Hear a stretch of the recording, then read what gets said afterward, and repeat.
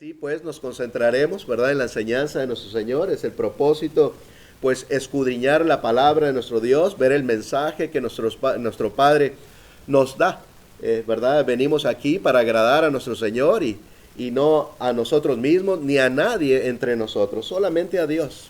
Ese es nuestro propósito, venir a agradarle a Él.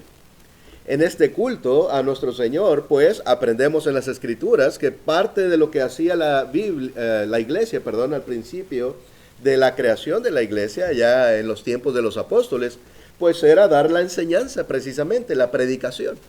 Así que en esta ocasión veremos que en las Escrituras se nos enseña que todos debemos de ser enseñados por Dios. Todos. Y hemos venido aquí, hermanos, los que hemos venido al Señor, precisamente porque hemos sido enseñados por Dios. Y no hay otro camino. Para poder recibir la salvación, para poder venir a nuestro Señor Jesucristo, es la única manera, ser enseñados por Dios. Bueno, pues ¿de qué está hablando el hermano Humberto? Bueno, pues las Escrituras nos habla precisamente en Juan 6:45, nos dice esto, nuestro Señor. Escrito está en los profetas, y serán todos enseñados por Dios. Así que todo aquel que oyó al Padre y aprendió de Él, viene a mí. ¿Quién está diciendo esto? Nuestro Señor Jesucristo, por supuesto, ¿verdad? Es necesario porque aún nos está diciendo aquí que está escrito en los profetas. Esto quiere decir aún desde el Antiguo Testamento. Estaba profetizado que sería necesario para poder venir a nuestro Dios, para poder venir a nuestro Señor Jesucristo, tenemos que ser enseñados por Dios. ¿Cómo? Nos podemos preguntar, ¿verdad? ¿Cómo es eso? ¿Cómo es que somos enseñados por Dios, por nuestro Padre? Pues precisamente esto es la enseñanza de Dios. Este libro, aunque sabemos que lo escribieron muchos hombres en periodos largos de miles de años, se escribió este libro, pero sabemos que todas estas escrituras fueron inspiradas por Dios. Dios mismo nos dice esto en su Biblia. Por eso no hay ninguna contradicción en las Escrituras, al contrario de lo que enseña el mundo. El mundo que no le interesa dice, la Biblia está llena de contradicciones. No es así, de ninguna manera. Una contradicción, veíamos hace poco, es una mentira, es un error. Y Dios no se equivoca. La palabra que Él nos ha entregado es perfecta, inspirada por Dios a esos hombres para escribirla, y ahora el mundo entero podemos y tenemos el mensaje en nuestras manos. Es solamente, nos resta ahora a cada uno de nosotros solamente tomarnos ese tiempo para escuchar la enseñanza, para ser enseñados por Dios. Porque ahí está todo, ¿verdad? Ahí está todo dispuesto para nosotros, pero tenemos que actuar en aquello, ¿verdad? Como a un hijo, por decir, ¿verdad? Si le damos todas las cosas, ahí está, mira hijo, aquí tienes estas herramientas, con esto puedes hacer esto y aquello, pero si él no quiere tomarlo, él no quiere tomar aquellas herramientas para hacer aquel trabajo, aquella mejora en su casa, etcétera, pues es cuestión de él, ¿verdad? Es solamente un ejemplo. Así que Dios nos ha puesto todos los instrumentos necesarios, pero nosotros tenemos que tomarlos para utilizarlos. Y esto es otra vez las Escrituras, la Biblia, su iglesia, porque aún aprendemos en las Escrituras que la iglesia es la escuela, en otras palabras, ¿verdad? Porque dice que hay maestros, que hay evangelistas, hay ancianos para la enseñanza, para la edificación de la iglesia, ¿verdad? para ser perfectos ante Dios en el conocimiento de nuestro Señor Jesucristo. Bueno, pues de esto estaremos hablando, hermanos y amigos. Y para esto me gustaría recordar aquella historia, aquel gran milagro que hizo nuestro Señor Jesucristo en aquella ocasión cuando nuestro Señor alimentó a una multitud, aunque lo hizo en varias ocasiones, ¿verdad? O diferentes multitudes, podemos decir, pero en una ocasión nos dice que alimentó a 5,000 varones.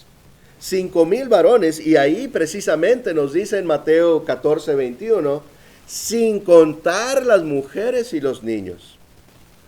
Entonces podemos darnos cuenta, ¿verdad?, que en verdad era mucha gente a la que nuestro Señor Jesucristo alimentó.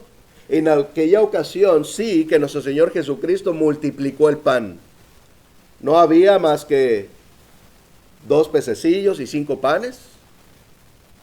Y después de alimentarlos, sobró mucho, ¿verdad?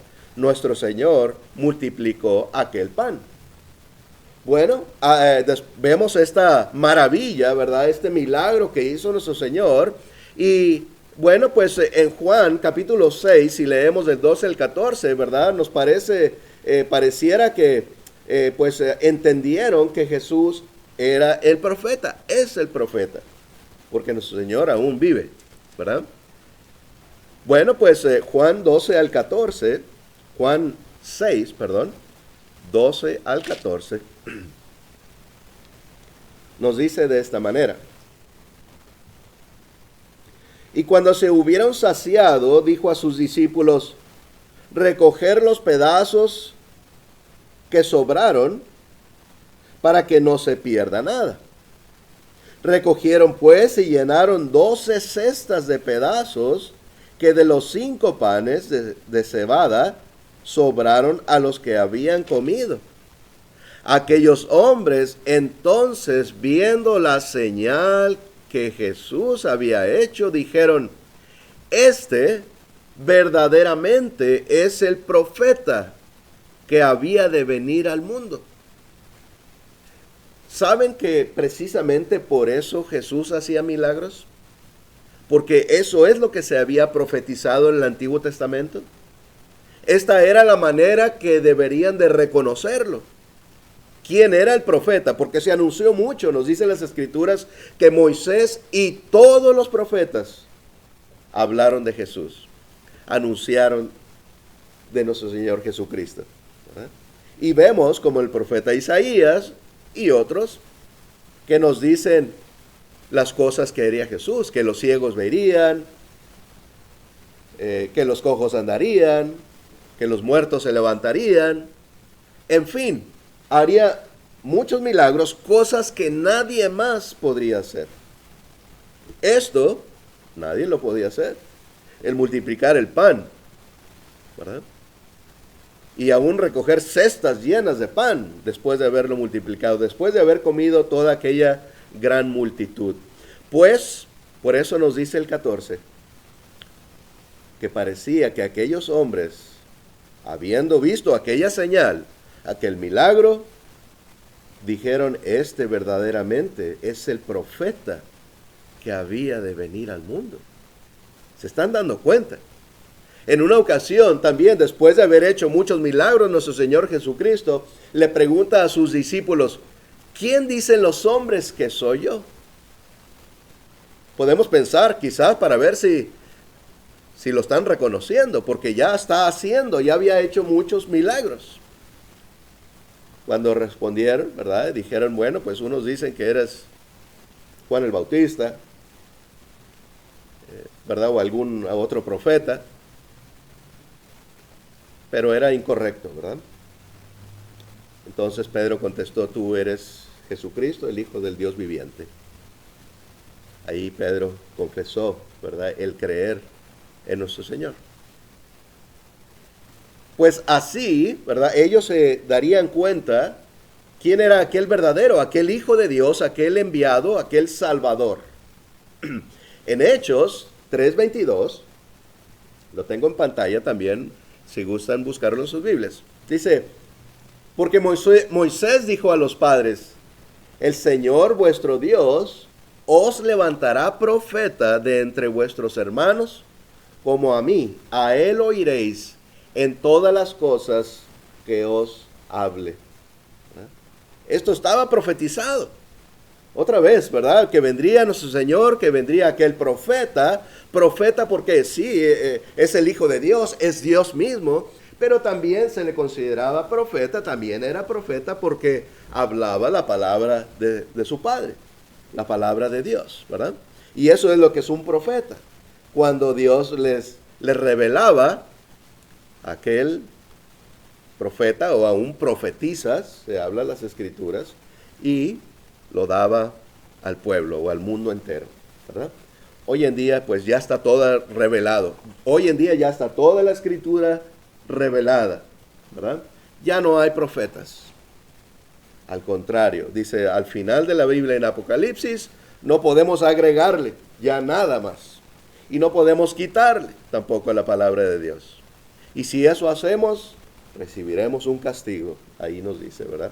Especifica. Así que, otra vez vemos esta prueba aquí en Hechos 3:22, ¿verdad? Que estaba profetizado que vendría este profeta, nuestro Señor Jesucristo.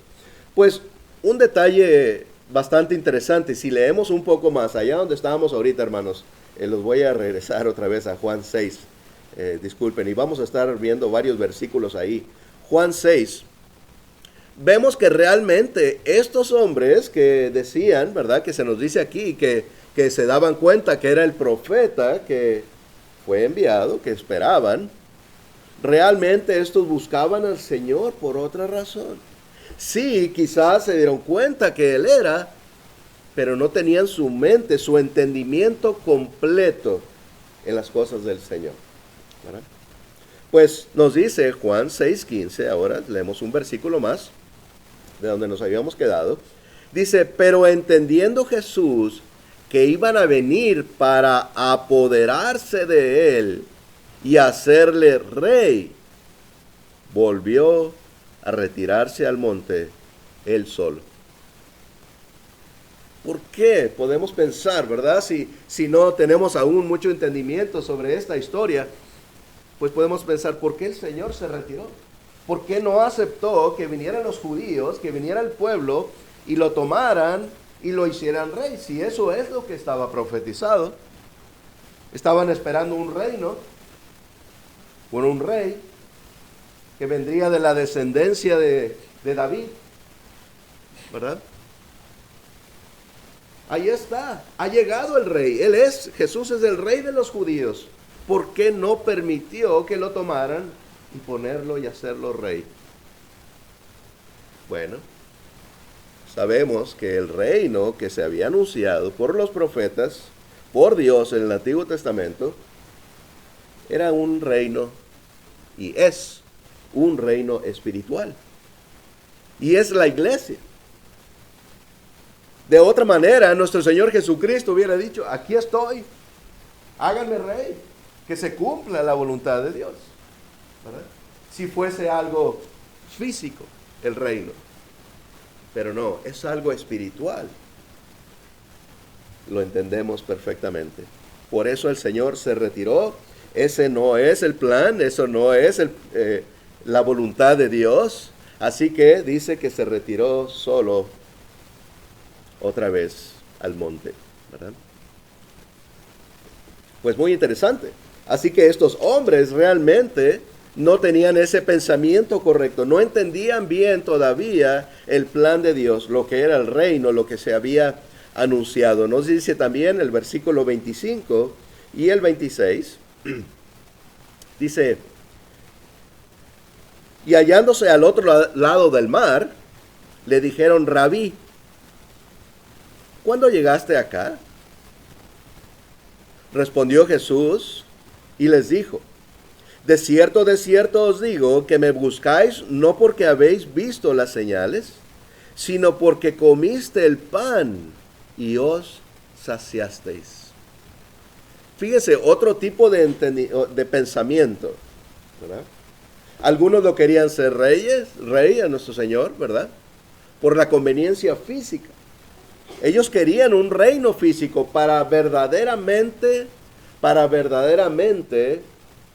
vencer al reino romano, que era el reino más poderoso, ¿verdad? Era el reino que estaba en control de los judíos en ese momento. ¿Sí? Pero no era así. Sí está profetizado que ese reino espiritual, vencería a todas las naciones. Pero eso es porque está la iglesia en todo lugar, ¿verdad? Porque la palabra de Dios vence y convierte a toda persona. Y no importa si es chino o japonés, o alemán o mexicano, o lo que sea. Ahí la palabra entra y convence. Y dice las Escrituras, ¿verdad? Como una espada más cortante que una espada de dos filos. Esa palabra de Dios entra de verdad. Nos hace entender que somos pecadores. Nos hace entender que hemos fallado a Dios. Pero muchas veces no nos gusta que nos digan esas cosas. Pero es la verdad. Nos damos cuenta que no somos dignos de Dios, ¿verdad? No somos dignos de la salvación. Pero a través de nuestro Señor Jesucristo nos perdona y los limpia, ¿verdad? Eso es lo maravilloso, ese es el amor de nuestro Dios por el mundo entero, ¿verdad? Así que ese era un pensamiento, y aquí nuestro Señor Jesucristo está diciendo otro. De cierto os digo que me buscáis no porque habéis visto las señales, sino porque comiste el pan y os saciasteis. Fíjense, es muy interesante esta enseñanza. Nos está diciendo que esto no es el propósito de Dios, ¿verdad? Nuestro Señor tuvo misericordia ahí en esa ocasión, ¿verdad? Y lo mencionaba al principio y en varias ocasiones lo vemos. Pero no era el propósito de nuestro Señor Jesucristo estar alimentando a todos los que vinieran a escuchar sus enseñanzas constantemente. No, ese no es el propósito, ¿verdad? Sino que era el propósito hacer sus milagros, mostrar que Él era, mostrar que Él es Dios y tenía el poder y las enseñanzas correctas, ¿verdad? Aquello porque no solamente comían, sino que el Señor les enseñaba, por eso estaban ahí, ¿verdad? Y similarmente, ¿verdad? Como cuando los profetas, ya más adelante, los apóstoles, los 13 apóstoles, contando a Pablo, predicaban y el Señor hacía una obra a través de ellos para mostrar que esa palabra que predicaban era verdad. Pues de igual manera podemos pensar aquí también. Nuestro Señor Jesucristo, después de dar de todas estas enseñanzas, ahí esta gran señal. Con esta gran señal se dan cuenta también que todo lo que el Señor enseñó era correcto, era y es correcto y bueno para nosotros, ¿verdad? Así que enseguida el Señor, el Señor les enseña qué pensamiento deberían de tener, ¿verdad? O sea, les corrige y cuál su esfuerzo debe ser.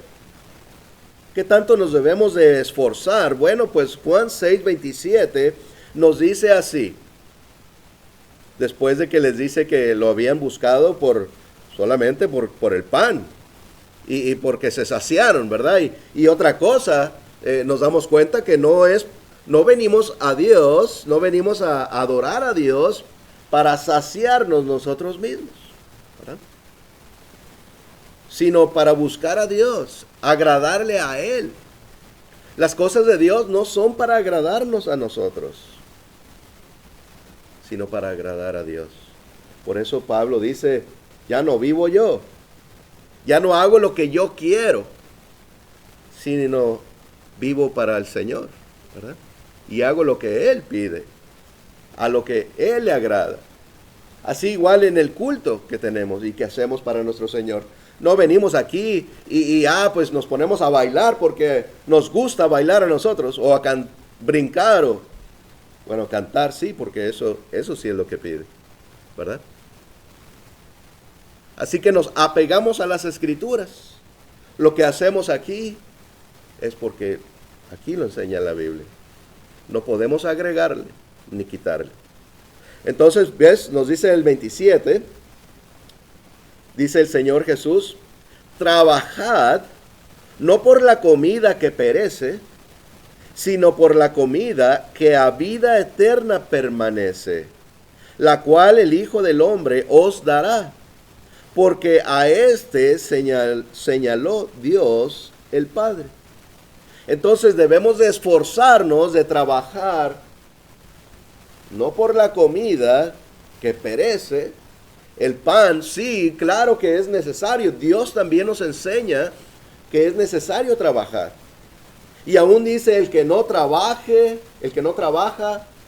¿qué? No coma. ¿Verdad? Nos dice la importancia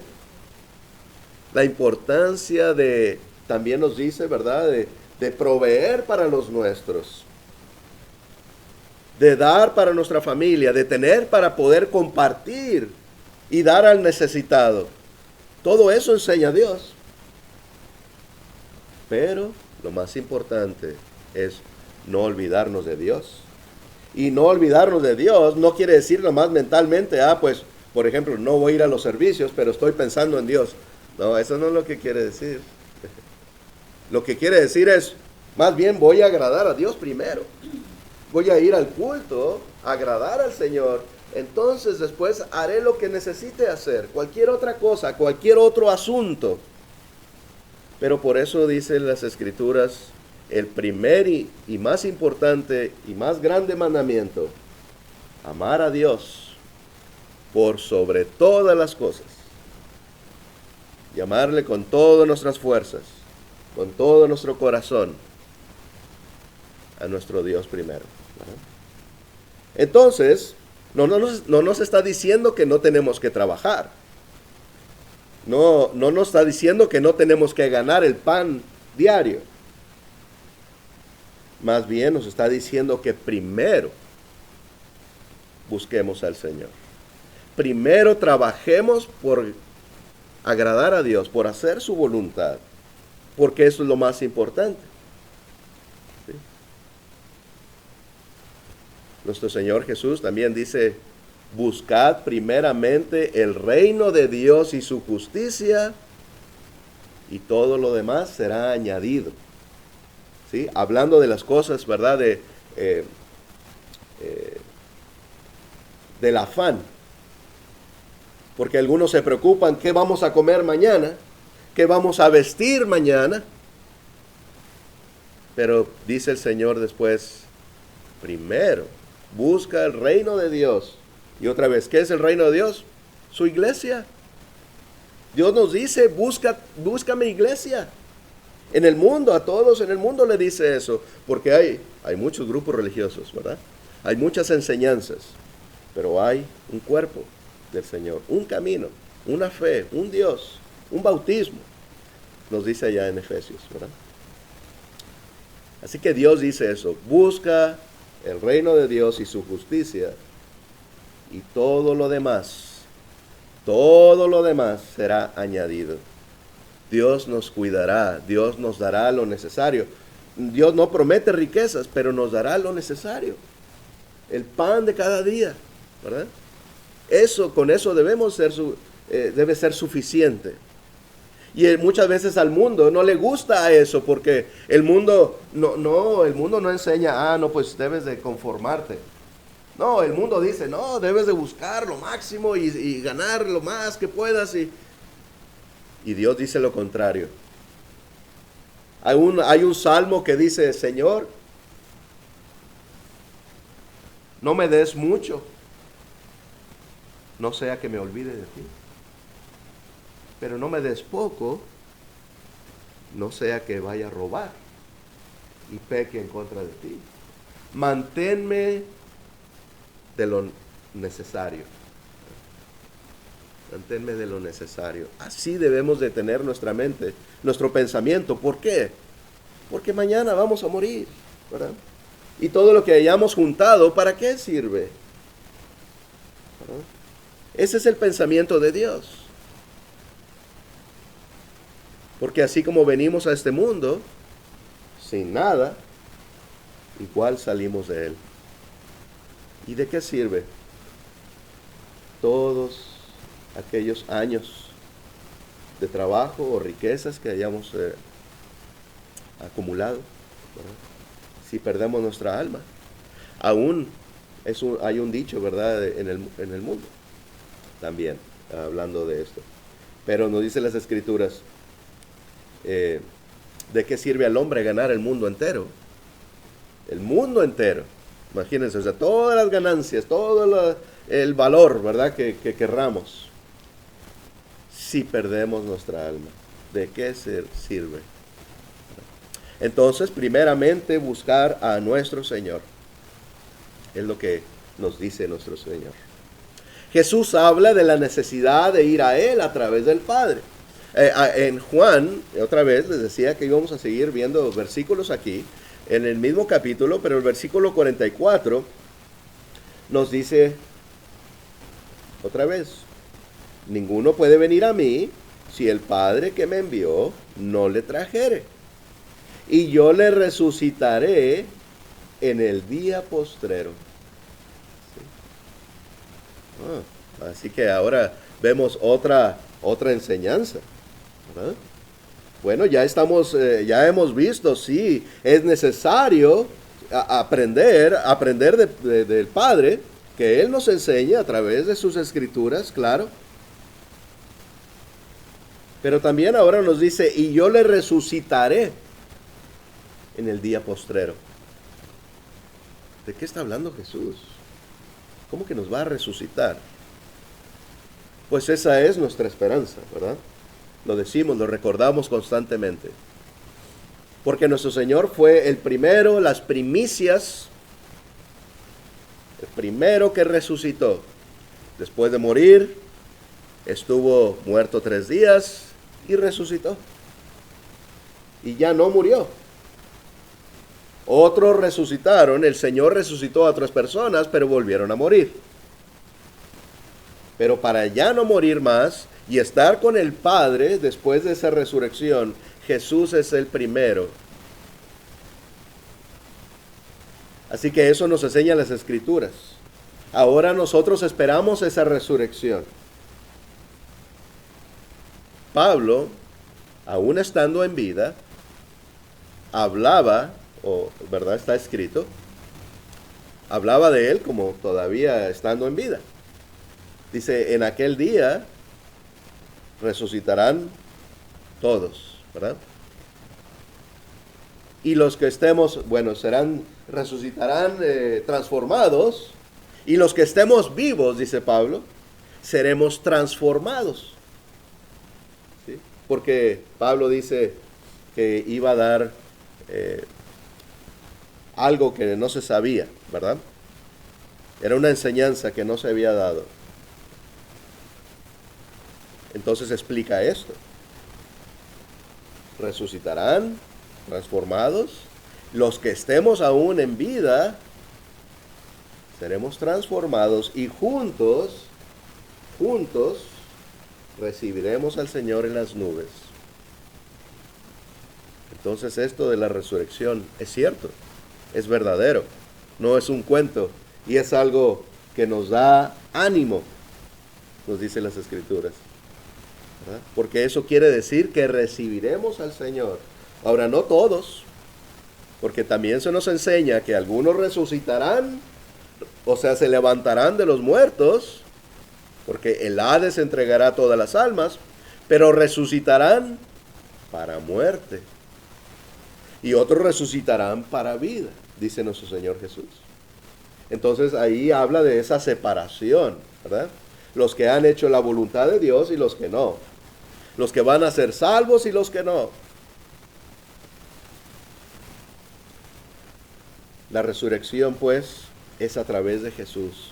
Solamente Él puede darnos esa resurrección para estar con Él, para estar en aquel lugar. Nos dice también las Escrituras que nuestro Señor Jesús subió al cielo y dijo, iré a preparar, le dijo a sus discípulos, iré a preparar moradas, un lugar en donde vivir, en donde morar eternamente, allá en los cielos, para los fieles, ¿verdad?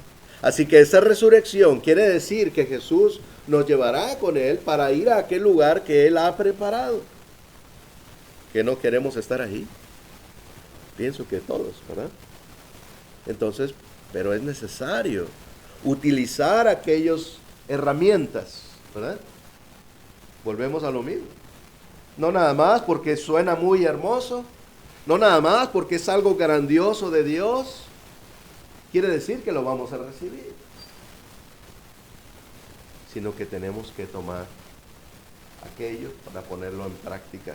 La mano de Dios está estrecha, la mano de Dios está lista para ayudarnos, pero es necesario que nosotros, ¿verdad?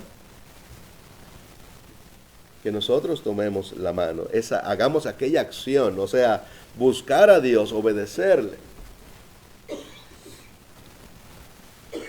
Y así poder resucitar en aquel día postrero, como acabamos de leer el versículo 44. Jesús es el único que puede darnos vida y esa resurrección de la que estamos hablando. Un poco más adelante, ahora en el capítulo 11 de Juan 11, 25 nos dice de esta manera. Disculpen. Juan 11, 25 nos dice, le dijo Jesús, yo soy la resurrección y la vida. El que cree en mí, aunque esté muerto, vivirá. La esperanza, ¿verdad? Lo que buscamos, estar vivos, vivir eternamente, vivir con Dios. Otra vez lo voy a leer. Les dijo Jesús, yo soy la resurrección, de lo que estábamos hablando hace un momento, y la vida. El que cree en mí, aunque esté muerto, vivirá. Y eso es lo que quiere decir estar muerto físicamente, ¿verdad? Físicamente, pero en lo espiritual seguimos vivos, es lo que quiere decir. Desde el principio, Adán y Eva se les dijo, el día que comieres de aquel fruto, ciertamente moriréis. Comieron de aquel fruto, pecaron, y no murieron físicamente. Dice que tuvieron hijos, muchos, hijos e hijas, pero sí murieron espiritualmente, ¿verdad? Cuando estamos muertos espiritualmente por el pecado, porque eso es lo que causa el pecado, muerte espiritual, y si morimos físicamente en ese estado espiritual, ahí seguiremos igual. Se acaba nuestra oportunidad para venir a Dios. Se acaba la oportunidad para arrepentirnos, para venir al Señor. ¿verdad? Pero si venimos al Señor, arrepentidos de nuestros pecados, a confesar que creemos en nuestro Señor Jesucristo, que creemos que Él es el Hijo de Dios, y arrepentidos venimos a las aguas del bautismo para ser perdonados, nuestros pecados son borrados, ya no hay división, ya no hay separación, estamos unidos a Dios, siendo que Él es la vida, como acabamos de leer, entonces estamos vivos espiritualmente. Y eso es como queremos estar siempre. Porque ya sea que nos asalte la muerte hoy o mañana, bueno, estaremos vivos espiritualmente y estaremos con el Señor. ¿verdad? Esa es la promesa de Dios. Nadie nos puede quitar esa salvación. Solo nosotros mismos si pecamos en contra de Dios. ¿verdad? Así que pensemos eso. Sigamos esforzándonos para estar siempre vivos espiritualmente, ¿verdad? Porque el Señor así lo promete aunque estemos muertos, viviremos. En aquel juicio saldremos victoriosos si somos fieles al Señor, ¿verdad? Ahí se separará otra vez los que irán a sufrir eternamente y los que irán a descansar con su Señor. Hay pues una manera correcta de ir a Jesús. Hay una manera correcta de ir a Jesús y estar con Él, porque eso es la enseñanza de Dios. Él nos dice cómo recibir esa salvación. Y es la misma manera para usted y para mí y para cada uno y todos en el mundo. No hay diferentes maneras para cada quien. Pues tú puedes ser salvo de esta manera y tú puedes ser salvo de esta y tú de otra. No hay tal cosa. Habría muchos caminos. Y Dios dice que es uno solo. Un solo evangelio, como hablábamos al principio, ¿verdad? Una sola enseñanza. Entonces no nos toca a nosotros inventar o pensar cómo seremos salvos, sino que nos toca darnos cuenta cómo dice Dios que seremos salvos, ¿verdad? Eso es lo que tenemos que hacer. No con propósito equivocado de buscar a Dios quizás para ser aceptados por los hermanos, o por tener un grupo con quien platicar, o tener ahí con quien divertirnos, quizás haciendo otras actividades. No, eso no es lo correcto. Ese no es el propósito del reino espiritual. Ese no es el propósito de la iglesia. La iglesia Dios la estableció para salvar almas. Eso es lo que vemos en la Biblia. No es un centro social, ni nada más, sino un reino espiritual para salvar almas, para predicar su bendita palabra.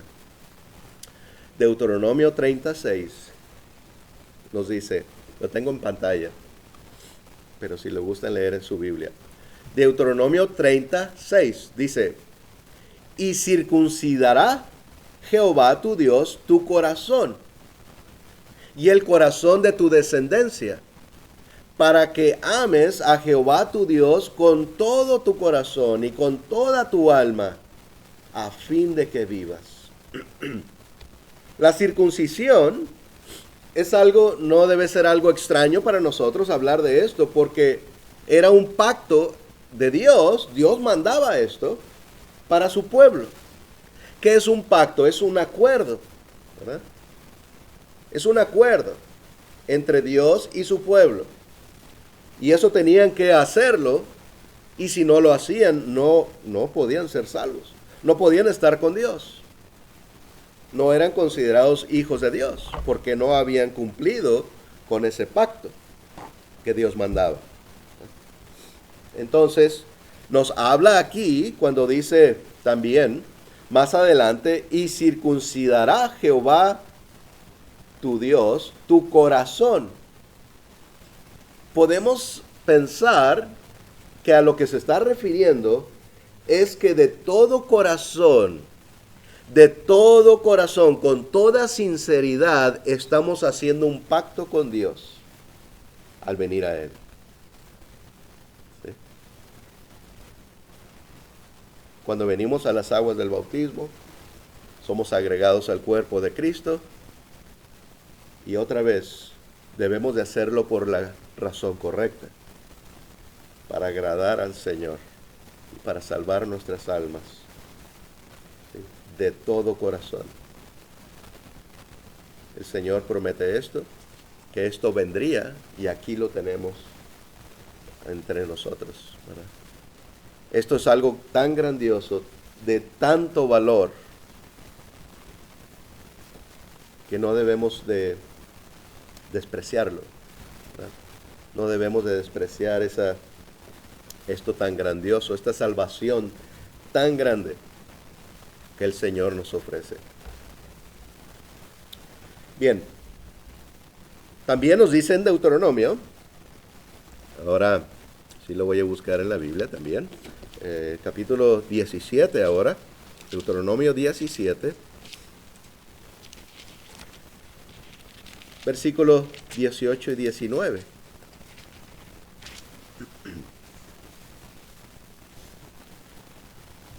Nos dice así. Dice, y cuando se sienten sobre el trono de su reino, entonces escribirá para sí un libro, una copia de esta ley, del original que está al cuidado de los sacerdotes levitas, y lo tendrá consigo y leerá en él todos los días de su vida, para que aprenda a temer a Jehová su Dios, para guardar todas las palabras de esta ley y estos estatutos para ponerlos por obra. ¿De qué está hablando aquí? Bueno, pues, si leemos un poquito más arriba, ¿verdad? Para no tomarnos tanto en la lectura, está hablando de los reyes. Aún no había reyes aquí, cuando se escribió Deuteronomio, ¿verdad? En el tiempo de Moisés. Pero está diciendo, va a venir un tiempo en que el pueblo va a querer reyes. Está bien, los tendrán. Pero Dios ungirá al rey. Dios escogerá a quién será sus reyes. Y esta es una ley que estaba dándole a los reyes. Que el rey, fíjense, si vemos detalladamente lo que acabamos de leer, el rey tenía que escribir la ley de Dios. Tenía que copiar de lo que tenían los sacerdotes, ¿verdad? En el templo o el tabernáculo en aquel tiempo. Todavía no era el templo. Lo tendría que copiar para tener él una copia y poderlo leer, la ley de Dios. Diariamente, dice aquí, para que el rey, aquel que estaba dirigiendo al pueblo de Dios, supiera temer a Dios. ¿Y qué quiere decir temer? Esforzarse, hacer la voluntad del Señor. Sí, saber que hay un castigo, pero esforzarse por poner su palabra en práctica, sabiendo que si no, pues habrá un castigo espiritual. Eso era algo que tenían que hacer los reyes, cada uno. Escribir, copiar, para tenerlo en sus manos y diariamente seguir recordando los mandamientos del Señor. Bueno, pues vemos si vemos la historia de todos los reyes, sabemos que muchos reyes no fueron fieles a Dios. Otros sí, aún desde pequeños nos hablan de algunos reyes que eran jovencitos, pero muy temerosos de Dios. Como David, cuando venció a Goliat. Muy joven que era él, pero tenía una fe enorme. ¿Verdad? David no venció al gigante, fue Dios. ¿Verdad? Pero fue por la fe de David. Así que eso nos enseña a nosotros también lo necesario que es para cada uno de nosotros también tener una copia, y aquí la tenemos, no tenemos ni que escribirla. Aquí está, ¿verdad? En nuestras manos. Es nuestra responsabilidad diariamente leerla, aprender a temer a Dios, aprender sus leyes, sus mandamientos, sus promesas, cosas hermosas, sí, de mucho ánimo y cosas, ¿verdad?, que son buenas, su amor, su misericordia, pero también aprendemos su severidad, ¿verdad? Que la venganza es de Él, nos dicen las Escrituras. Así que sigamos escudriñando, hermanos, diariamente, teniendo la palabra presente. Nos dice Deuteronomio también, ahorita donde estábamos, en el capítulo 11, recordamos lo que mandaba el Señor en aquellos tiempos. Lo voy a leer rápidamente porque sabemos que Dios mandaba que tuvieran su palabra escrita y presente en todo tiempo. Deuteronomio 11, del 18 al 20 solamente, dice: Por tanto pondréis estas mis palabras en vuestro corazón y en vuestra alma, y las ataréis como señal en vuestra mano, y serán por frontales entre vuestros ojos. Y enseñaréis a vuestros hijos, hablando de ellas cuando te sientes en tu casa, cuando andes por el camino, cuando te acuestes y cuando te levantes. Y las escribirás en los postes de tu casa y en tus puertas. Ahí las deberían de tener, la palabra de Dios escrita en sus paredes, en sus muros. ¿Por qué? Porque ahí es donde viven, ahí es donde están, ahí constantemente ven la palabra de Dios. Aún dice que en sus frontales, entre sus ojos. Eso es imposible, ¿no es cierto? ¿Cómo vamos a escribir la palabra de Dios? Aquí. Pero lo que quiere decir es aquí, en nuestra mente, ¿verdad? En nuestro pensamiento, aquí debe estar. Pensando en ello constantemente. Por eso, el acercarnos a Dios es de todo corazón, de toda sinceridad. Porque algo que no deseamos, algo que no es sincero, se nos olvida, ¿verdad?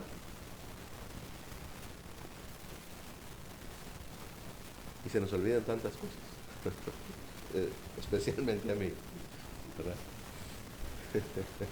Pero lo que está diciendo el Señor, ¿verdad? Es que nos acerquemos a Él con toda sinceridad, con todo amor y constantemente meditemos en su palabra. Eso también nos dice. Que sigamos meditando y que sigamos, ¿qué? Orando. Orando sin cesar, sin terminar, sin dejar de orar. Es la manera que Dios nos dice que debemos de amarle. ¿Qué tanto es lo que Dios quiere que le sirvamos? ¿Con qué sinceridad debemos de acercarnos a Dios? De otra manera, pues podemos caer, ¿verdad? Y podemos alejarnos de Dios nuevamente. El Padre Celestial le enseñó a Pedro. ¿Recuerdan? Les mencionaba. No tenemos que ir a leerlo, pero les mencionaba hace momento, ¿verdad? Que cuando nuestro Señor Jesucristo preguntó, ¿y quién dicen los hombres que soy yo? Entonces dijeron, pues alguno de los profetas, dice la gente. ¿Y ustedes? Le preguntó a los apóstoles, ¿y ustedes quién dicen que soy yo? Fue cuando contestó Pedro, tú eres Jesucristo, el Hijo del Dios viviente. Bienaventurado eres, Pedro, porque no te lo reveló carne ni sangre, o sea, no te lo reveló ningún hombre, sino mi Padre que está en los cielos. El Padre que está en los cielos le reveló a Pedro que Jesús era su Hijo, no milagrosamente, en las Escrituras. Así nos habla Dios por su Biblia. Así nos revela Dios su voluntad por sus Escrituras, ¿verdad? Pedro entendía y creía las profecías que cuando Jesús hizo esos milagros, entonces Pedro se dio cuenta, lo aplicó. Aquello que aprendió en el Antiguo Testamento, dijo, Jesús es el verdadero, porque ahí se cumple lo que aprendí de la Biblia, ¿verdad? Entonces es muy similar a lo que vemos ahora. Cuando hay enseñanzas erróneas en el mundo, la comparamos con lo que hemos visto en la Biblia, con lo que aprendemos verdaderamente en las Escrituras, y nos damos cuenta si aquella enseñanza es correcta o no.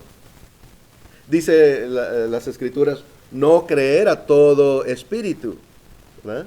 No nada más porque alguien habla de Dios, ya vamos a creerlo. No, más bien dice, probad al espíritu. Probad a esa persona o a esa enseñanza. ¿Sí? No creáis a todo espíritu, sino prueben. ¿Y cómo probamos? Pues con las Escrituras, ¿verdad? Esta es la base de las enseñanzas de Dios, de la salvación. Estar en Cristo, pues, proviene de Dios. Ahora vamos a otro versículo aquí en el Nuevo Testamento. Efesios, por favor. Efesios en el capítulo 1.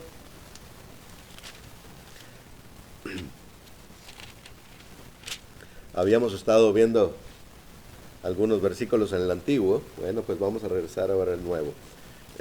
Efesios 1, 15 al 18 nos dice así: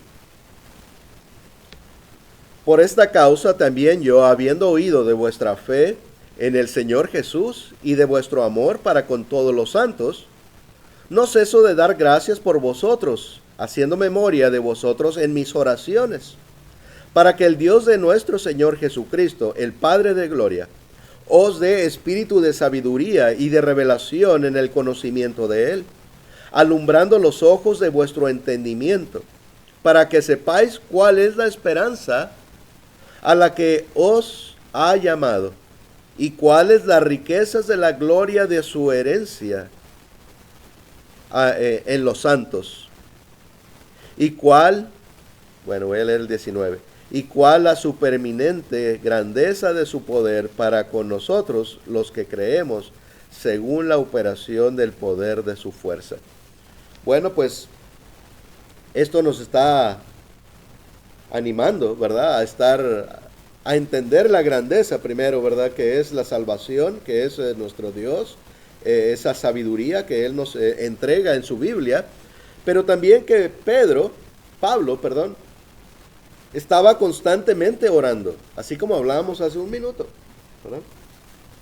Pablo constantemente orando y pedía por sus hermanos en Éfeso, y seguramente por los hermanos en todo lugar. Porque eso es lo que nos enseñan las Escrituras, que Pablo era muy celoso de las cosas de Dios y se preocupaba por las iglesias de Dios. Y amaba a todos sus hermanos. Así debemos nosotros también, ¿verdad? Aprender a hacer oración por todos. Porque somos una familia. De eso se trata, ¿verdad? Aquí no busca cada quien su bien. Buscamos el bien de todos juntos, el bien espiritual, ¿verdad? Pero es necesario estar constantes, pues orando, buscando esa sabiduría, firmes, sin dejar de perseverar, porque podemos también perder esa salvación, ¿verdad?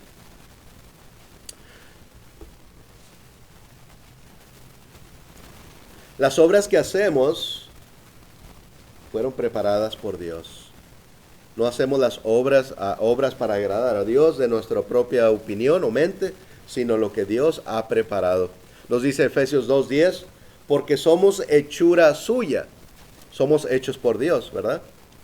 Creados en Cristo Jesús para buenas obras. Para esto Dios nos ha hecho venir a Él. Él quiere un pueblo preparado para toda buena obra, nos dicen las Escrituras. Así que para eso estamos aquí, para hacer buenas obras, obras que agradan a Dios, según las Escrituras, ¿verdad? Las cuales Dios preparó de antemano para que anduviésemos en ellas. Primeramente, las 5 obras que tenemos que hacer para venir al Señor, que sabemos que es oír. Oír es una acción, ¿verdad? Poner atención a su palabra. Las Escrituras dicen, el que tiene oído, oiga lo que el Espíritu dice a las iglesias, ¿verdad? Oír, creer, es una acción. Arrepentirnos, confesar, bautizarnos, todas esas son obras que Dios ha preparado. No son porque a mí se me ocurrió o allá a alguien. No, es de Dios. Y aquí lo tenemos en la Biblia, ¿verdad?